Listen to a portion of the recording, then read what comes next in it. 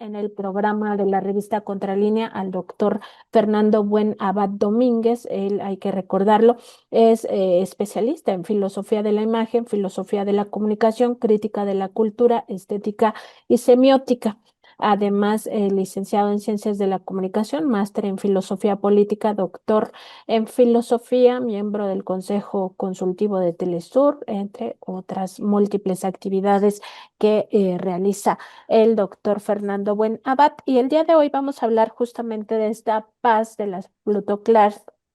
perdón, plutocracias mascaradas y falsedades disfrazadas de verdad. A propósito, pues de que ahora vemos a un Donald Trump, pues disfrazándose de embajador de la paz cuando es justamente quien tensionó tanto la situación, pues que ya se hablaba de la posibilidad de una tercera guerra mundial, pero pues ahora hasta quiere el Nobel de la Paz. Doctor, bienvenido a Contralínea. Muy buenos días. Nancy, muy buenos días. Gracias por la oportunidad, como siempre, de saludar a todos los amigos y amigas que siguen Contralínea. La saludo a usted y a Aníbal, por favor, eh, con ánimo de justamente de comentar, de pensar, de reflexionar, a veces reír un poco, porque estas contradicciones a veces arrancan una sonrisa, ¿no? Pues arrancan una sonrisa porque al final, pues este personaje, Donald Trump, ahora ya decía que podrían darle el Nobel de la Paz, pero pues más allá digamos, la sonrisa que arrancan, pues está al fondo, ¿no? Estas falsedades que impulsan en realidad una violencia extrema. Él declara la paz en un momento en el que, por supuesto, no hay paz, sigue habiendo un genocidio en Gaza, la gente sigue muriendo porque Israel, este gobierno, y particularmente el caso de Benjamín Netanyahu, un criminal de guerra, criminal de lesa humanidad al que ninguna institución internacional ha podido frenar, pues está impidiendo que llegue la ayuda humanitaria. ¿Cómo podemos encontrar entonces esta paz de las plutocracias o de qué hablamos cuando pues nos referimos a esta supuesta paz que generan actores como Trump, como Netanyahu? Es que seguramente usted coincidirá, y también Aníbal, en que estamos ante un dilema importante cuando nos proponemos definir qué es esto de la paz, ¿no? Porque, en primer lugar, yo no sé si la hemos vivido. La ausencia de bombardeos, la, la circunstancia de no tener, como en otros países, lo hay y lo ha habido a lo largo de todo el siglo XX y lo que va de este, ¿no? Destrucción, persecución, aniquilamiento, genocidio, dicho en términos incluso de las definiciones de los organismos internacionales. No verlo con su rostro más descarnado no significa no tenerlo en el territorio. No significa no tener, incluso no padecer las consecuencias de los episodios y de la lógica del belicismo, ¿no? Eh, Nosotros en México, por supuesto que a com- en com- si hubiera que hacer una comparación con otros países, no hemos visto un episodio como el de Hiroshima o el de Nagasaki, no lo hemos vivido en carne propia. Pero las consecuencias históricas del dispositivo imperial que representa avancemos sobre las economías, avancemos sobre la población, incluso avancemos sobre la conciencia de los pueblos para sembrar esta otra que parece tan invisible, pero que es precisamente la guerra cognitiva, que avanza precisamente sobre los campos de las subjetividades, sobre las nociones y las emociones, las percepciones, las dudas, los miedos que, que nos han sido sembrados durante generaciones y que tienen necesariamente un saldo histórico y un saldo político. Eh, no, de ninguna manera me atrevería yo a igualar, en el caso de la comparación física, el, pues este, yo quiero usar el concepto de desgarramiento, si me lo permite, que llega a profundidades. incalculables en las personas que, como en Hiroshima y Nagasaki, de las que solamente quedó la sombra pintada en el piso, ¿no? De las que por el efecto de la, de la bomba atómica, eh, pues así, en un santiamén, en una nada, en un suspiro, en un parpadeo, desaparecieron cientos de miles de personas. Eso no lo vamos a poder, bueno, sería una locura generar alguna expectativa de comparación, porque a cambio de eso hemos tenido otras guerras, sí también devastadoras, en términos de lo que ha significado, por ejemplo, en América Latina, la presencia de la, de la avaricia, de la locura imperial. El, el conocido, quizá no tanto, y es lamentable, Plan Cóndor, la Operación Cóndor, eh, que también implicó un bombardeo mediático, que también implicó un bombardeo ideológico, también significó persecución, secuestro, saqueo y desaparición de por lo menos 30.000 personas, según sigue contabilizándose en los organismos de derechos humanos. Eh, en fin, hacer el recuento eludiendo, pero no omitiendo la necesidad de la comparación de los resultados y de los estragos de una guerra, sigue manteniéndonos pues en vilo, a mi entender, Nancy, Aníbal, en términos de ¿y cómo definimos hoy la paz? Exactamente qué significaría hoy en los debates actualizados la paz. ¿Qué garantías hay que darse, hay que ofrecerse, hay que garantizarse para poder decir con toda conciencia, vivimos en paz? Eh, y especialmente cuando los liderazgos que hoy tenemos en el planeta, como el de Donald Trump y uno más vernáculo como el de Milei en Argentina,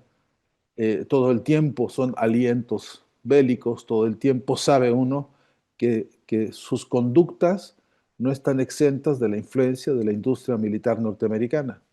Ninguna de ellas, incluida la de Milley, no están exentas de las manipulaciones, del conjunto de mecanismos extraños y complejos, abiertos, visibles e invisibles, que se operan para poder garantizarle a esa industria militar las ganancias desorbitadas que hoy por hoy, eh, bueno, ya Aníbal en alguna de nuestros encuentros anteriores ha consultado, por ejemplo, a la organización CIPRI, de Estocolmo, que hace informes permanentes sobre la inversión constante en armamentos y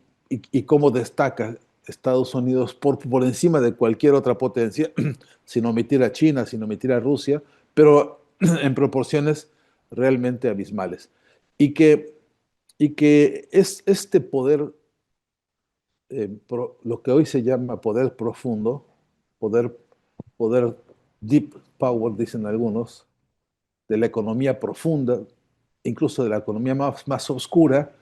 donde se condensan, dicen algunos, donde se coagulan todos los negocios, por ejemplo, del narcotráfico, todos los negocios del tráfico de personas, todos los negocios habidos y por haber, de los saldos manidos y remanidos también de la industria financiera y bancaria mundial, donde se condensan las amistades y las complicidades entre, por ejemplo, la industria mediática norteamericana, que es coinversionista de la industria militar y a su vez unas y otras se retroalimentan y nos venden lo mismo los misiles, las bombas, los aviones, los bombarderos, y al mismo tiempo nos venden sus noticieros que nos bombardean de otra manera, ¿no? Entonces,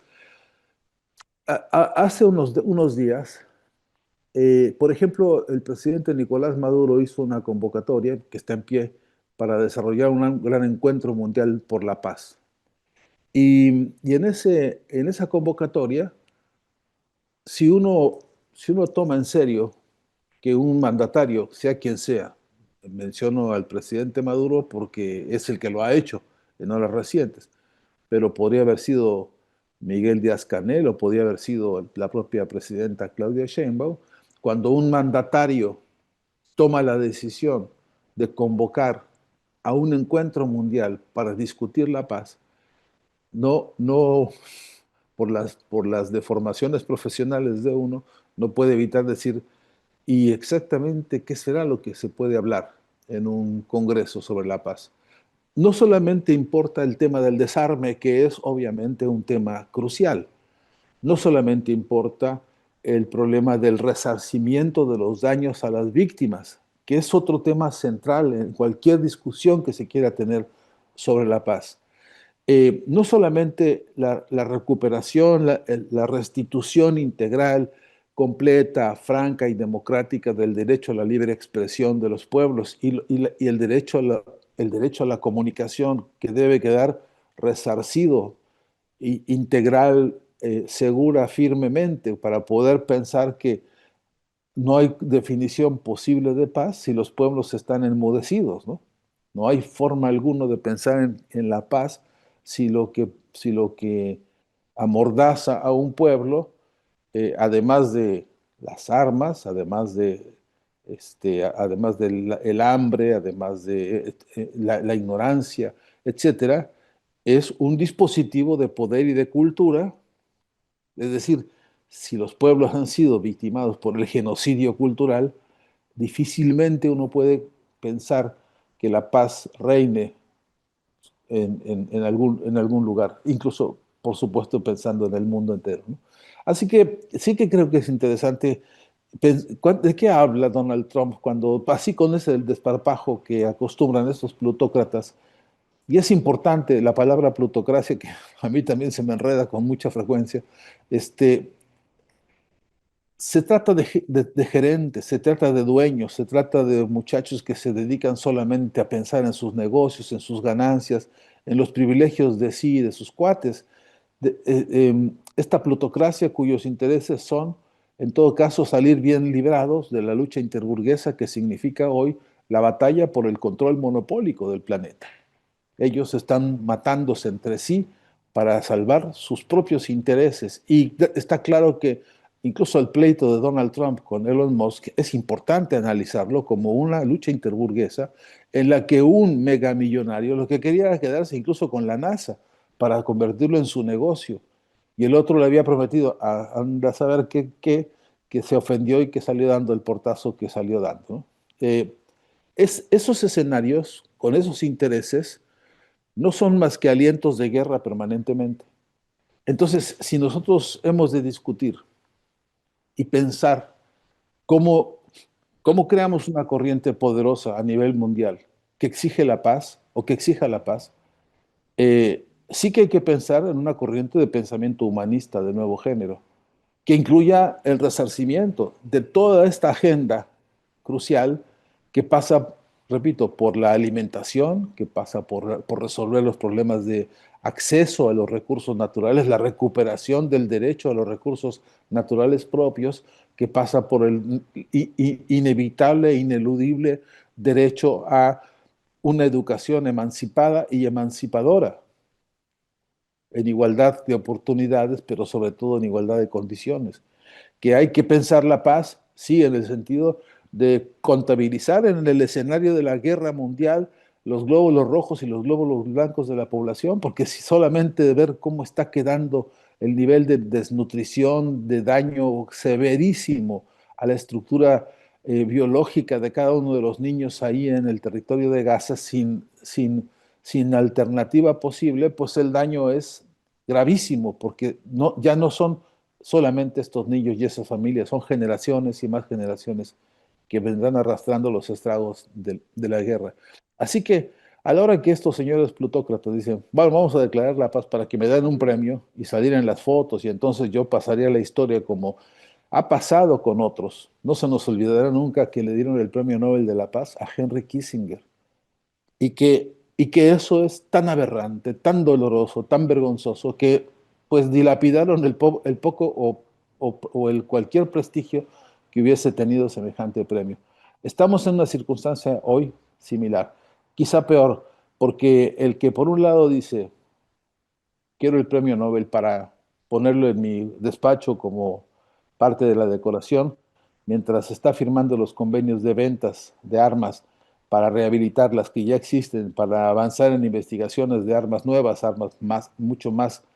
mortíferas, más macabras, eh, entonces estamos ante una mascarada tremenda, ante un engaño en el que la paz está siendo disfrazada por todos los intereses de los que lo que menos quieren es la paz, ¿no? Claro, doctor Fernando, y retomando las otras participaciones que ha tenido acá en Contralínea y las otras participaciones que han tenido otros investigadores, ayer hablábamos con el doctor Juan Schmitter sobre precisamente Israel y sobre lo importante que es ver o dimensionar la cantidad de emisiones de gases de efecto invernadero que se emiten por todos los bombardeos que están sucediendo, no solamente entre Israel y Palestina, sino también entre Israel e Irán. Y nos daba un dato que a mí particularmente me sorprendió porque da cuenta de esta necesidad de definir también la paz, ¿no? Nos decía ayer el doctor Schmitter que en el caso de Irán, en los últimos 5 años se notaba un decrecimiento en la cantidad de recursos que están implicados para la militarización de su economía, contrario a lo que sucede con el caso de Israel, que ha aumentado mucho más como proporción del PIB y en términos absolutos los recursos que ha otorgado para el complejo militar industrial. Sin embargo, a nivel mediático, nos dice desde Estados Unidos y también con todo el poder mediático que tienen, que Irán es la principal amenaza, que Irán es un país que promueve el terrorismo, cuando lo que estamos viendo es absolutamente lo contrario. Entonces, en ese sentido, vinculando el tema de la definición de la paz con todo lo que nos estaba mencionando, también está ahí la idea de definir justicia, que yo creo que engloba en gran medida lo que usted nos acaba de mencionar, y sobre todo también con la participación del presidente Nicolás Maduro, implicaría también reformular o pensar en un nuevo pacto internacional de derecho, porque constantemente se viola el derecho al desarrollo, que nadie habla de ese derecho, pero que está constituido en las Naciones Unidas. Se viola también el derecho internacional, como sucedió también con Irán, pero como también sucedió con la Embajada de México en Ecuador. Entonces, estamos en un momento en el que hay una profunda crisis sistémica y que para pensar la paz se necesitaría también necesariamente redefinir justicia y sobre todo quizá ir hacia un nuevo pacto internacional. ¿Qué opinión tienen al respecto de estos elementos? Sí, es que la- la- podríamos decir con ánimo, incluso con audacia, que, que está el mundo en circunstancias de hacer un reseteo general de todas estas consideraciones civilizatorias, ¿no? Que la civilización humana necesita hoy replantearse de qué habla cuando habla de sobrevivencia, de qué hablamos cuando hablamos de precisamente de los vectores fundamentales que nos han dado quizá algunas de las mejores, ¿no? A- a- producciones, alcances, de los mejores logros como especie humana, ¿no? Entre otros, por supuesto, el concepto de justicia, el concepto de libertad y algunos otros que hoy están tan maltratados por esta crisis brutal del capitalismo que se ha llevado y ha arrasado con todas estas nociones. Eh, sí que es importante preguntarnos de nuevo por la justicia, eh, y por cuál justicia en estos tiempos, ¿no? También, donde el devaneo, es que Aníbal es muy interesante el cruce tan sugerente es su reflexión, porque ayer mismo leímos, esta mañana leímos en la prensa que Estados Unidos señala a México como adversario extranjero, ¿no? Ese es el concepto que utilizaron. Entonces nos desayunamos con la idea de que estos que creíamos que éramos nuestros socios, a los que les hemos entregado fortunas inauditas, les hemos entregado recursos naturales, les hemos entregado por los pactos, por los arreglos, incluso por los arreglos más espurios que podamos imaginar, les hemos transferido riquezas interminables, ¿no? No solamente en términos de riquezas naturales, sino de mano de obra, de producción específica, de trabajadores altamente calificados que estuvieron, están y estarán ahí trabajando para ellos, y que parece que se invisibiliza todo eso y pasan a ser por el golpe de un enunciado irresponsable, pasamos a ser eso, eh, amenaza, adversarios, ¿no? Entonces, en ese enunciado se antoja que hubiese realmente justicia, porque aquí debería operar ya de inmediato una corte internacional que dijera, espera un momento, esos adjetivos no pueden ser usados, compañero, en una relación que se ha pactado entre países que tienen solvencia diplomática. Esto no puede aceptarse, es absolutamente intolerable que cualquier funcionario, porque se le antojó decir cualquier barbaridad para ganarse unos centímetros en la prensa, incluso, por supuesto que no somos ingenuos, sabemos que no solo para eso, pero si fuese esa solo la razón de una vanidad y un ego desorbitado, deberíamos prever y tener y contener con un documento de justicia social, de justicia histórica, de justicia política, de justicia moral y ética, la reflexión de alguien tiene que llamarle la atención a esta gente porque lo que están alentando son vientos de violencia. Lo que están alentando es, bueno, lo que algunos han definido como la guerra, que es el comercio por otros medios, ¿no? Y que si es así,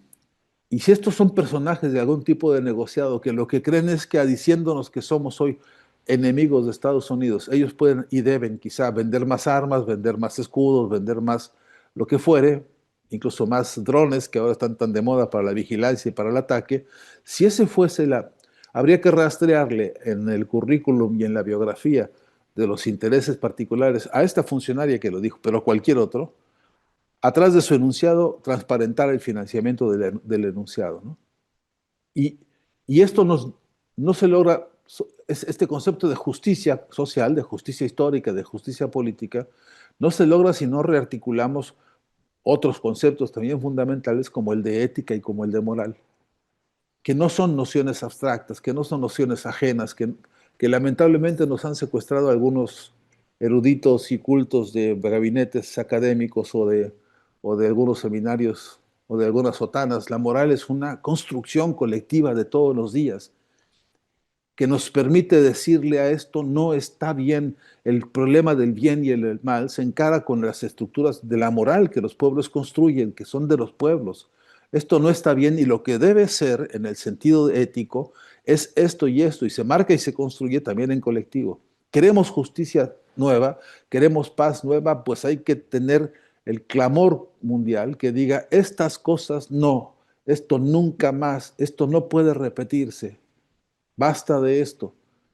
Y tener el corpus que permita consolidar esto más allá de un discurso, más allá de una buena voluntad o más allá de alguna reflexión filosófica, consolidarlo como un contrato, nuevo contrato social, nuevo contrato histórico. Y nuevo contrato que desde luego, Aníbal, en esta dimensión hoy de la recomposición de definiciones, también tiene que reconstruirse como un nuevo tipo de contrato multitransdisciplinario que incluya lo subjetivo también para pensar que necesitamos un instrumento moral, ético, político, semiótico para comprender e intervenir la guerra de cuarta generación, por ejemplo, ante la cual parece que no tenemos protección alguna. Y también, por supuesto, ante las otras muchas guerras y guerrillas que estamos viendo, en donde México incluso hoy tiene riesgos severísimos en lugar de transformación, eh, una restauración, ¿no? de los viejas manías que ha habido y que hay. Eh, por ejemplo, estos nombramientos como el que acabamos de ver en el CIDE, ¿no? Que yo no sé en qué lógica pudo haber entrado un funcionario tomando semejante decisión. Pero esto, si tuviésemos corpus moral, esto evitaría toda distorsión, toda desfiguración de los proyectos que han sido alma mater de los años recientes de México y que en boca del propio Andrés Manuel López Obrador han sido reclamos históricos por la paz. La cuarta transformación ha sido parida por movimientos bélicos dramáticos para el país. Ha sido parida una concepción antiimperialista eh, eh, que se hartó de estar sometido a la violencia misma del coloniaje, de todos los coloniajes, de todos los imperios, ¿no? Entonces, esta sincronía hoy creo que Em, Haría urgencia de que la compañera presidenta Claudia Sheinbaum, pero en un proyecto conjunto latinoamericano, levantara la voz también hacia una plataforma permanente de debate sobre la paz, porque en medio de las confusiones y de las indefiniciones, también vivimos las consecuencias de la guerra cognitiva, que hablamos de nociones tan importantes, tan urgentes para la especie humana, y, y resulta que no tenemos mucha facilidad para definirlas, ¿no? Doctor, en estos minutos que nos quedan, me gustaría pues preguntarle, porque al final seguimos en una lucha de clases y esto que nos señala que necesitamos construir, yo creo que se necesita construir de abajo, o sea, esto que acaba de pasar con el CIDE, que sí me parece muy grave, como usted lo menciona, es justamente este intento de pues restaurar, particularmente en el caso del CIDE, pues a toda esta élite que ha venido suplantando la realidad, ¿no? Hablando incluso de que vivimos en una autocracia, en una institución pública de pensamiento que estuvo capturada justamente por la oligarquía mucho tiempo. Y el ejemplo claro es Claudio X. Pero en todo esto que nos decía de cómo tenemos que generar incluso una nueva ética o un nuevo pensamiento para ir pues estableciendo lo que corresponde a estas mascaradas de la plutocracia en el terreno de la guerra y la paz. Preguntarle justamente esto, si se debe de construir desde abajo, entendiendo que estamos en esta lucha de clases y sobre todo también entendiendo que mientras Donald Trump primero bombardea, ¿no? a Irán. Luego dice que ya se genera la paz y que le den el Nobel de la Paz, pero al mismo tiempo va a la OTAN y le exige a todos los países de la OTAN que destinen el 5% del Producto Interno Bruto al gasto militar, pues claramente no va a venir de ahí esta nueva visión de la vida, de la paz, de la humanidad, de la no confrontación, pero sobre todo de generar una respuesta concreta a situaciones terribles como lo que está pasando en Gaza. Pero ¿cómo lo ve usted? Sí, no tengo la menor duda de que si hay agenda que realmente pueda darnos orientación y caudal para salir de este asunto, de este atolladero monstruoso en el que nos ha metido el capitalismo, eh, esa agenda está ahí en las luchas sociales, está en la puerta de la fábrica donde hay una huelga hoy, está ahí donde el movimiento campesino paraguayo hoy está diciendo, estamos en condiciones de sufrir todos los días las arbitrariedades del latifundismo paraguayo. Parece que lo están diciendo igualito en Guatemala y lo mismo están diciendo los compañeros en una parte de Uruguay y lo están diciendo en Argentina. Es, bueno, de la Revolución Mexicana para acá, los mismos terratenientes siguen siendo dueños de casi todo el continente, asociados ahora con canadienses que se adueñaron de la industria minera, etcétera. Entonces, aquí a unas cuadras, no voy a cansarme de aludirlos, aunque yo no los represento, no tengo ninguna autorización de ellos para representar nada, pero ahí los compañeros médicos del Hospital Garrahan, miren, Nancy, son médicos que han estudiado posgrados de altísima especialidad. Es un hospital especializado en pediatría que hace cosas verdaderamente impresionantes en cirugías pre-parto, atención oncológica a niños. Bueno, son médicos de primerísimo nivel. El salario de los médicos de primer nivel, imagínense cómo será el de los que no son del primer nivel, está por debajo de la línea de la pobreza, el salario de los médicos en este momento. Están en pleno debate, están en pie de huelga hace meses y están discutiendo una recomposición no solamente del problema salarial, sino de todo el problema laboral en el que los ha hundido este gobierno. Bueno, ahí está la agenda, ahí está la agenda, ahí se está escribiendo la historia. Lo pongo, por ejemplo, los pongo como ejemplos, porque es la discusión que se está teniendo en algunos lugares en Michoacán. Los que saben cómo está la situación realmente en el fondo profundo de Michoacán están las bases. La gente sabe dónde está el problema y quiénes son, cómo se llaman y cómo lo padecen todos los días. Lo saben los amigos y compañeros allá en el sur de Chiapas, a quien hay que sufrir todos los días. Lo saben, pues, los cheroquis y los pieles rojas, que desde hace décadas y más décadas padecen una agenda que es con la que han sobrevivido, porque ahí están escribiendo la historia de su lucha, que es la que le da relato, le da continuidad, le da contundencia al sentido de sus luchas. Y si nosotros pudiésemos, bueno, mil veces que yo a veces me excedo con estos proyectos, pero si tuviésemos el gran noticiero de las luchas sociales en América Latina, lo que tendríamos sobre la mesa sería precisamente el gran tratado universal de por dónde hay que caminar para salir de esta monstruosidad. Ahí está escrito. No tenemos sistematización para eso, no tenemos,